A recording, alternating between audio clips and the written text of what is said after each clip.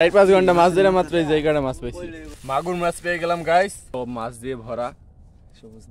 Hello guys, আসসালামু আলাইকুম। আজকে আমি আসছি মাছ ধরতে, তাও গাজীপুর জেলায় বিভিন্ন রকমের শালবন আছে, এটা আপনারা জানেন। এই শালবনের মধ্যে ছোট ছোট অনেক ধরনের পুকুর ডোবা রয়েছে, সেখানে গিয়ে আজকে মাছ ধরবো। সো দেখেন কি হয়। এখন আমরা আসছি গজারে ঢুকি নাই এখন আমরা আসি আমাদের বাড়ির পাশে ক্ষেতের মধ্যে। এখন এখান থেকে আমরা গজারি বনে ঢুকবো। সো লেটস গো, দেখতেই থাকুন। দেখতেই পাচ্ছেন মাছ ধরার প্রচেষ্টা চলছে, বাট মাছ পাবো নাকি সন্দেহ আছে। শৈল মাছ দেখেন, সব মাছ দিয়ে ভরা, প্রায় 1 কেজির উপরে মাছ উঠছে। মাগুর মাছ পেয়ে গেলাম গাইস, বিশাল বড় মাগুর মাছ। গাইস আমরা শালবনে প্রবেশ করতেছি। এখন শিয়ালে না ধরলেই হয়, আর ডাকাতের ভয় তো আছেই। যদিও আমাদের সাথে কিছুই পাবে না, 2টা ফোন পাবে। আর দেখতেই পাচ্ছেন শুধু জঙ্গল চারদিকে। সামনে একটা পুকুর খবর পাইছি, এখন ওইখানে যাব। চারিদিকে শুধু জঙ্গল আর জঙ্গল।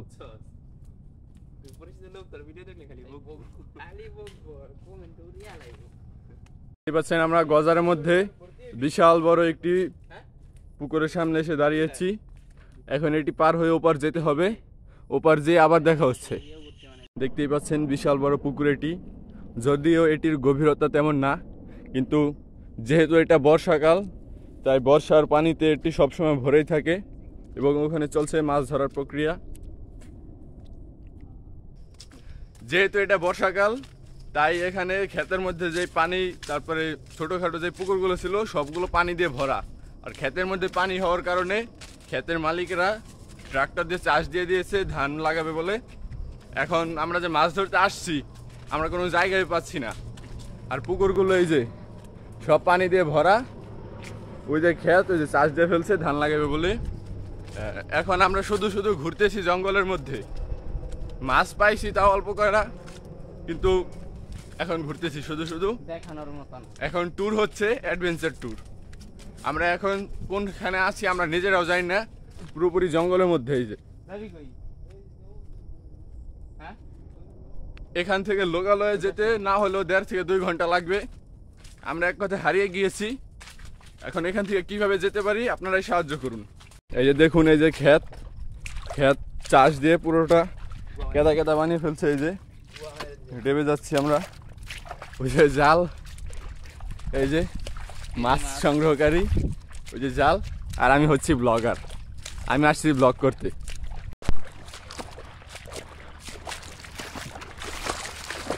শুধু হাঁটতেই আসছি, লোকালয়ের খবর পাচ্ছি না। সামনে আবার একটি পুকুর, আবার এদিক দিয়ে জঙ্গল। মাছ ধরতে এসে জঙ্গলের মাঝখানে আটকে গেলাম।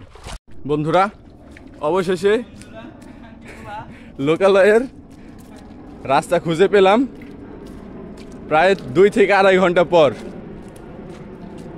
খোঁজাখুঁজি করার পরে রাস্তাটি খুঁজে পেলাম। তার মধ্যে রাস্তা যে পিছলা, যে কোনো সময় যে কেউ স্লিপ খেয়ে পড়ে যেতে পারে।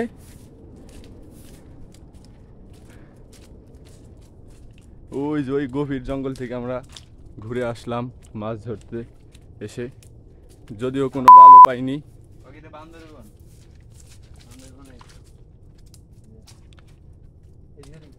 এটি হলো গাজীপুরের জঙ্গল, বাট এটা ফিল হচ্ছে পুরাই বান্দরবান চট্টগ্রামের ফিল হচ্ছে, যে চট্টগ্রামে আসছে এরকম ফিল হচ্ছে।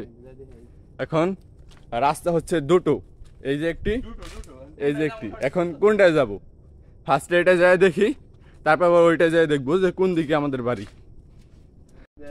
এই রাস্তায় গেছিলাম, এই রাস্তায় কোনো কিছুই নেই। সামনে ব্লক, সামনে কোনো রাস্তাই নেই। এখন আবার এই যে একটি রাস্তা, এই যে একটি রাস্তা, কোন দিকে যাব? এদিকে যায় দেখি। জ্ঞানী লোকেরা বলে দিয়েছে সর্বদা বামে চলতে, রং সাইড দিয়ে যেতে বলেছে জ্ঞানী লোকেরা সবসময়। তাই আমরা রং সাইডে যাই দেখি যে সামনে লোকালয় মিলে কিনা। না হলে আবার ডাইন সাইডে যাবো জ্ঞানী লোকদের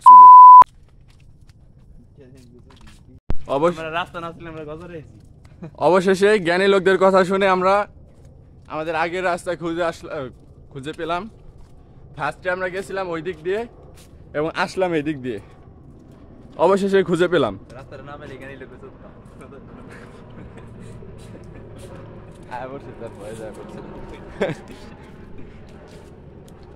ওই যে সামনে এই বাগান, এই বাগানটির পরে মেন রোড, মেন রোডের পরে আবার বাগান, তারপরে হচ্ছে আমাদের কাঙ্ক্ষিত সেই বাড়িগুলো, লোকালয়। সামনে আছে ফ্যাক্টরি যেখানে শত শত মানুষ কাজ করে। খুঁজে পেলাম, এটি হচ্ছে ফ্যাক্টরি। এখানে পোশাক বানায়, আমাদের পরনের যে পোশাকগুলো আছে সেগুলো এখানে বানানো হয়। এবং ওই যে সামনে রাস্তার এই যে হলো ফরেস্টার ক্যাম্প, এখানে ফরেস্টার থাকে, তারা জঙ্গল পাহারা দেয়। এই যে হচ্ছে পাশে ঈদ দোকান, এখান থেকে ফ্যাক্টরির লোকজন খাওয়া দাওয়া করে, হোটেল আর কি। ওই যে সামনে রোড।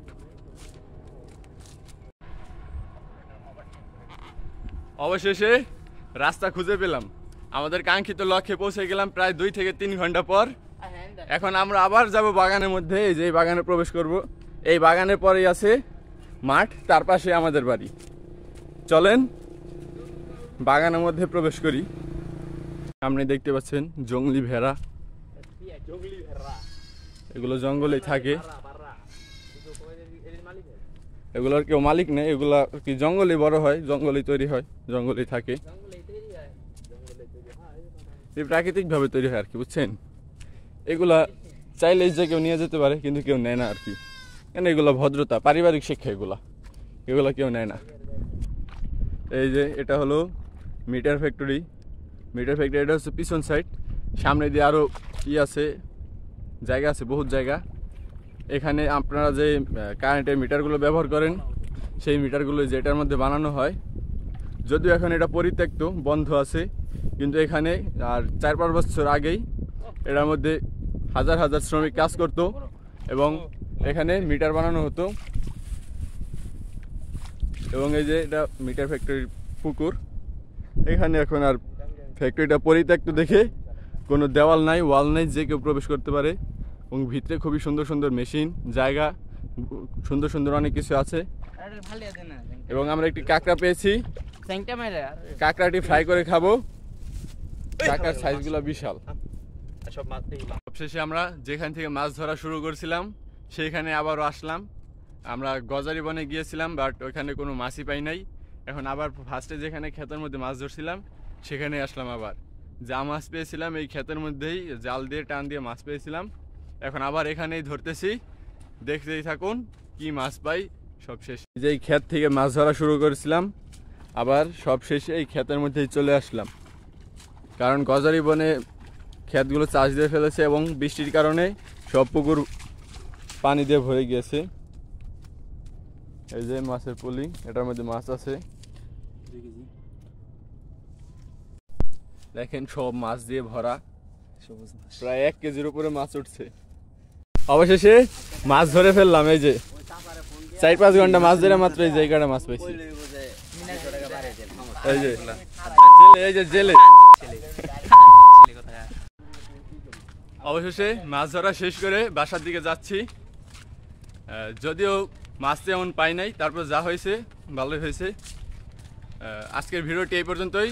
যদি ভিডিওটি ভালো লেগে থাকে অবশ্যই like, comment, share and subscribe করে দিবেন আমার চ্যানেলটি। ধন্যবাদ সবাইকে। আসসালামু আলাইকুম।